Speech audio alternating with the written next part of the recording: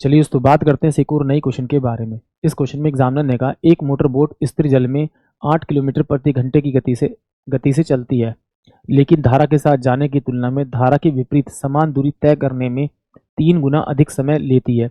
तो धारा की गति ज्ञात कीजिए, ये एग्जामिनर मुझसे पूछ रहा है। अगर आपको किस तरह से धारा की विपरीत दिशा में चाल मिल जाए और धारा के साथ आपको अगर चाल मिल जाए, तो आप उन दोनों चालों को जोड़ दीजिए, 2 से भाग कर दीजिए, तो आपको बोट की चाल मिल जाएगी। और अगर धारा की चाल निकालनी है तो धारा के साथ की चाल और धारा के विपरीत की चाल दोनों का डिफरेंस कीजिए और 2 से भाग कर दीजिए, तो आपको धारा की चाल मिल जाएगी। यानी कि एग्जामिनर ने यहाँ जो मुझे दे रखा है वो दे रखा है कि धारा के विरुद्ध जो है वो 3 गुना समय लेती है और धारा के साथ 1 लेती है। तो इसका उल्टा करेंगे तो मेरे पास में स्पीड का रेशो आ जाएगा, यानी कि धारा के साथ उसकी स्पीड 3 होगी और धारा के प्रतिकूल उसकी स्पीड 1 होगी।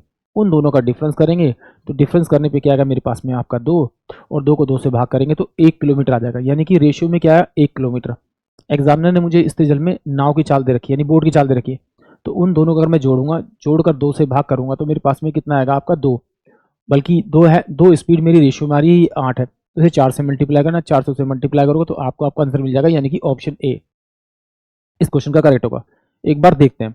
एग्जामिनर कह रहा है कि धारा के साथ और धारा के विपरीत, धारा के साथ जाने में जितना समय लगता है उसका 3 गुना धारा के विपरीत में लगता है। बिल्कुल सिंपल सी बात है, अगर स्पीड मेरी कम होगी तो मेरे को टाइम तो ज़्यादा लगेगा, क्योंकि इसकी स्पीड क्या है एक्स माइनस का वाई और इसकी स्पीड क्या है एक्स प्लस का वाई। ये मेरे पास में क्या टाइम का रेशो है। अगर मैं इन दोनों को सोल्व कर दूँ तो 3 आएगा, तो इसके पास क्या आएगा वर्क, इसके पास क्या आएगा का स्पीड का रेशो आ जाएगा। तो स्पीड का रेशो कितना आएगा 3 और 1 आएगा। अगर मैं इन दोनों को जोड़ूंगा तो 4 आएगा और 4 को अगर 2 से भाग करूंगा तो 2 आएगा। ये मेरे पास क्या है बोट की स्पीड यानी एक्स की स्पीड है।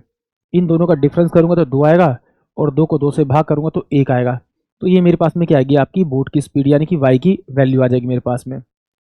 एग्जामिनर ने मुझे बोट की स्पीड दे रखी है 8 किलोमीटर, ये 2 नहीं है भाई 8 है, तो इसे किससे मल्टीप्लाई करना हो 4 से, तो 4 से इसे मल्टीप्लाई कर दिया, यानी 4 किलोमीटर पर आवर स्ट्रीम की स्पीड होगी, यानी कि ऑप्शन जो ए होगा वो इस क्वेश्चन के लिए करेक्ट होगा।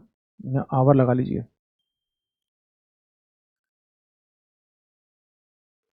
आई होप आप सभी को क्वेश्चन समझ में आया होगा।